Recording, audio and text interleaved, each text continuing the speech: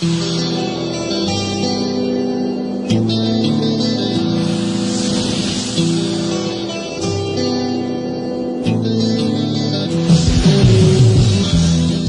်မာနိုင်ငံခေတ်သစ်သမိုင်းမှာ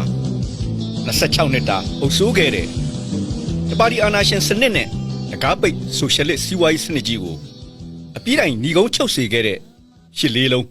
လူထုအရေးတော်ပုံကြီး2026ခုနှစ်ဩဂုတ်လ10ရက်နေ့မှာ38နှစ်ပတ်လည်ကြာရောက်လာပြန်ပါပြီစစ်တပ်က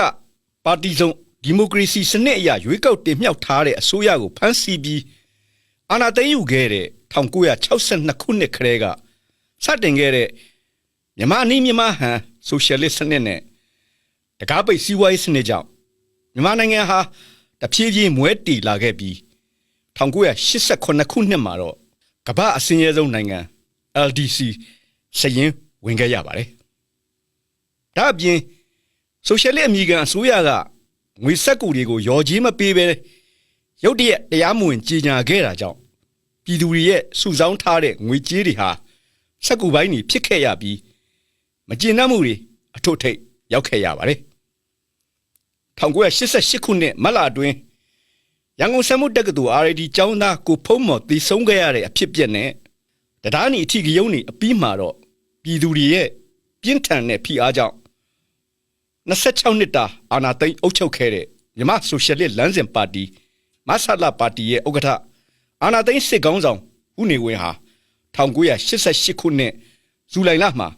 ယာဒူးကနှုတ်ထွက်ပေးခဲ့ရပါတယ်။ဒါပေမဲ့ဦးနေဝင်းရဲ့နေရာမှာအကြမ်းဖက်နှိမ်နင်းမှုတွေကြောင့်တားတက်သမားလို့နာမည်ကြီးတဲ့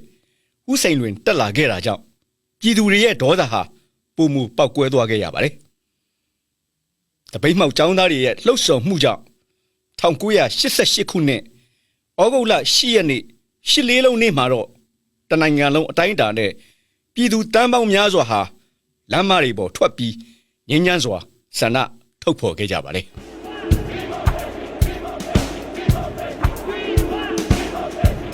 အဲ့ဒီလိုငြိမ်းချမ်းစွာဆန္ဒပြနေကြစဉ်မှာပဲအာဏာပိုင်တွေဘက်ကရရဆက်ဆက်နှိမ်နင်းခဲ့ကြပါတယ်အထူးသဖြင့်ဩဂုတ်လ10ရက်နေ့ညပိုင်းမှာရန်ကုန်မြို့တော်ခမ်းမရှိကအကြမ်းမဖက်ငြိမ်းချမ်းစွာဆန္ဒပြနေကြတဲ့ចောင်းသားနဲ့ပြည်သူလူထုတွေကိုစစ်တပ်နဲ့လုံခြုံရေးတပ်တွေကစက်တပ်နှက်တွေနဲ့ပစ်ခတ်ခဲ့တာကြောင့်ရာဇဝင်တွင်မဲ့ဝိရဒတန်ယူဖြစ်ရကြီးဖြစ်ပွားခဲ့ပြီးလူပေါင်းများစွာတည်ဆုံးခဲ့ကြရပါတယ်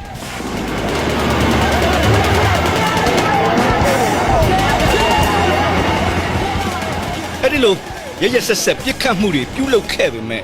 ပြည်သူအင်အားကိုမရှင်နိုင်ခဲ့ပဲဦးစိန်လွင်ဟာလည်းသမရတက်တန်း18ရက်အကြာမှာပဲယာဒူးကထပ်မံနှုတ်ထွက်ပေးခဲ့ရပါတယ်ဒီအရေးတော်ပုံကြီးရဲ့အရှိန်ဟုန်ကြောင့်26နှစ်တာအုပ်စိုးခဲ့တဲ့မဆလတပါတီအာဏာရှင်စနစ်ကြီးလုံးဝပြုတ်ကွဲသွားရသလိုတိုင်းပြည်ကို